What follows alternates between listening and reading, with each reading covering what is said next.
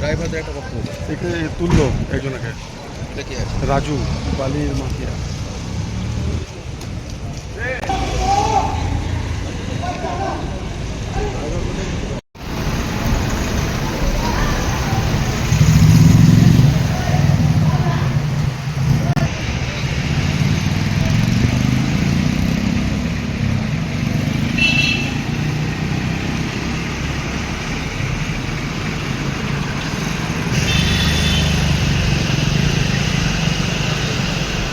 তোমাদেরকে কেন ডাল করে রেখেছে এখানে?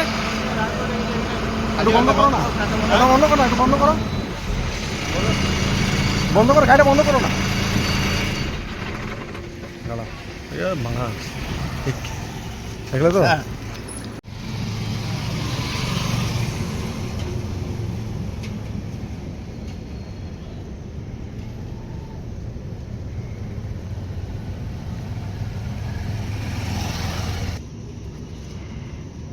এটা কি দেখুন, আপনারা একটা জিনিস ফলো করুন, গাড়ির নাম্বার প্লেট এখানে থাকা উচিত। গাড়ির নাম্বার প্লেটের অবস্থা দেখুন। এটা কি দড়ি বাঁধা আছে নাকি? এটা দড়ি দিয়ে বেঁধে রেখেছে। এটা আমার মনে হয় না যে অরিজিনাল নাম্বার প্লেট।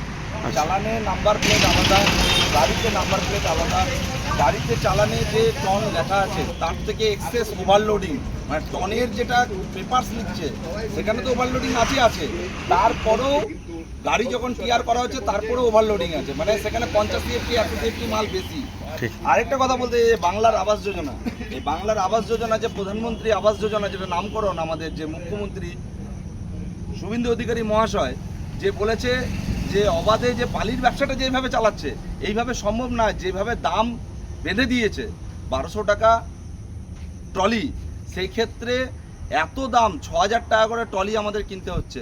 সাধারণ মানুষ পুরো বিভ্রান্তে ভুক্তভোগী হচ্ছে যে বিজেপি সরকার আসার পরে যদি 6000 টাকার বালির ট্রলিতে বিক্রি হয় তাহলে আমরা বাড়ি করব কি করে সাধারণ মানুষ। তাই সাধারণ মানুষের জন্য দৃষ্টি আকর্ষণ করেছে আমাদের মুখ্যমন্ত্রী যে প্রত্যেকটা গাড়িকে আটকাও, একদম ন্যায্য মূল্যে যেন বাড়ি সাধারণ মানুষ পায়।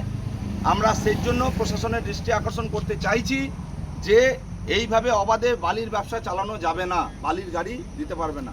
ঠিক আছে, এটুকুনি বলছি যে আপনাদের মাধ্যম দিয়ে আমরা সাধারণ মানুষের সঙ্গে রয়েছি, এটুকুনি বার্তা দিচ্ছি। ঠিক আছে, বার করো তো। হ্যাঁ, বলছি কে কখন থেকে দাঁড়িয়েছে এখানে? সকাল থেকে। কারা আটকেছে এটা? আটকে নেই বাবা, হ্যাঁ আমাদের আটকে নেই। সামনে আটকেছে বলছে গাড়ি। ওই তো আটকাচ্ছে সবাইকে।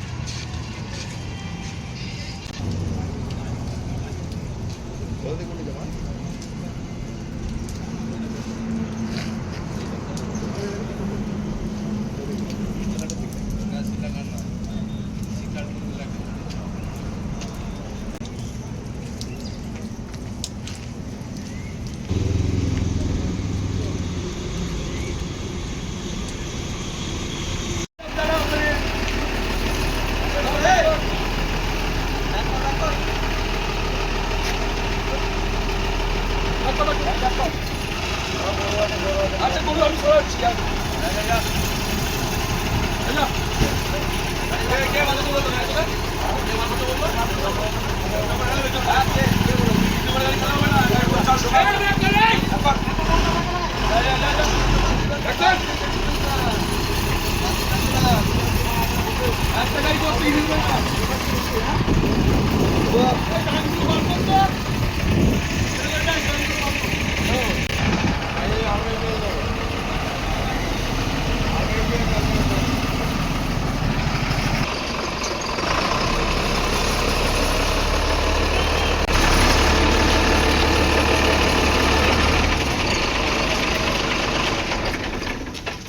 এইটা একটা নম্বর প্লেট, এটা একটা নম্বর প্লেট, মানে নাড় দিয়ে খুলে নম্বর প্লেটটাকে।